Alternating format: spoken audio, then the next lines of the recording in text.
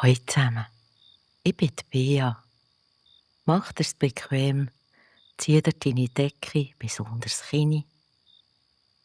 Und wenn du möchtest, kannst du sogar deine Augen schon zumachen. Weil heute wartet ein neues Abenteuer auf unser kleines Sternli, Luna. Es war eine wunderschöne Nacht. Der Mond hat rund und hell am Himmel geleuchtet und die Sterne haben wie kleine Lichter über der Welt gefunkelt. Sternli Luna war gerade am Tanzen, als sie etwas Merkwürdiges bemerkt hat.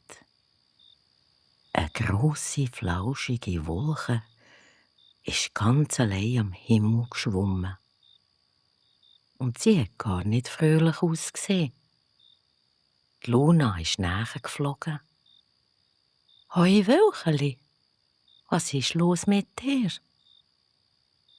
Die Wolke hat geseufzt. «Ich habe mein Lied verloren.» «Dein Lied?» Die Wolke hat genickt. «Jede Wolke hat ein eigenes Lied.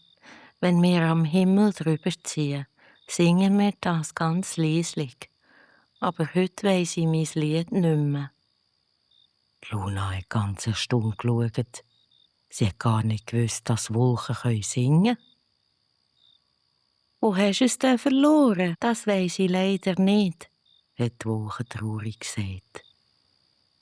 Luna hat überlegt, dann gehen wir das Lied suchen.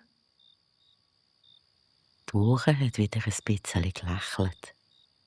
Zusammen sind sie über den Himmel geflogen. Zuerst sind sie bei den Nachtvögeln vorbeigekommen. Auf einem hohen Baum ist ein kleiner Uhu gehockt. «Hast du ein Lied gesehen?» hat Luna gefragt. Der Uhu hat den Kopf nach links und nach rechts gedreht. «Ein Lied kann man nicht sehen, aber man kann es hören.»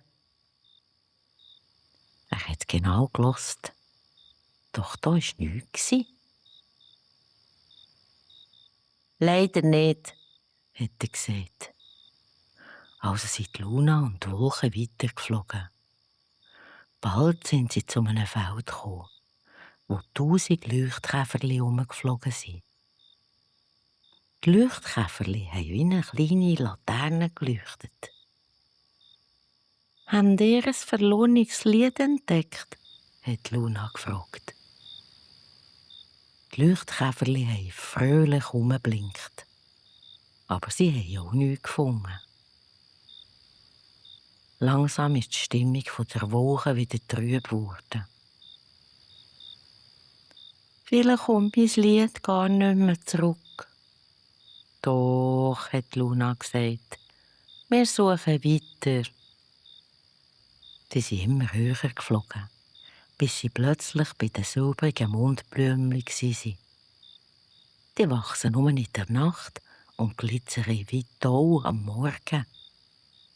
Gerade als die Luna an einer Blume vorbeigeflogen ist, hat sie etwas gehört. Ganz leislich, fast wie ein Flüstern.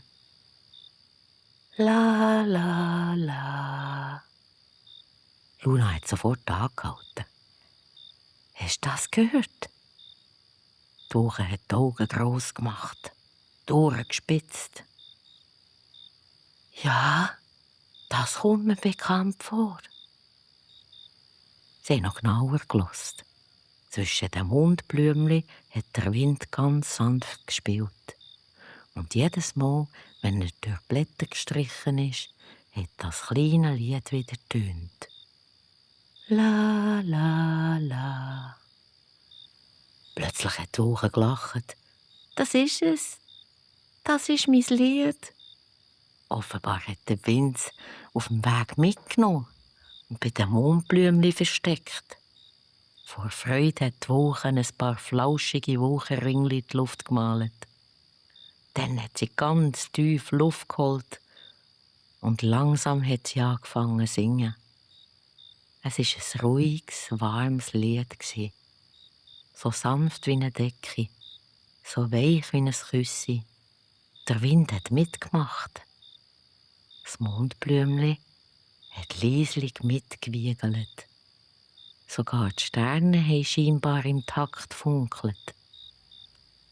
Luna hat zugelassen und sich ganz wohlig gefühlt. «Danke, Luna», hat die Woche gesagt. «Ohne dich hätte ich mein Lied nie mehr gefunden.» «Wir haben es zusammen gefunden», hat Luna gelächelt.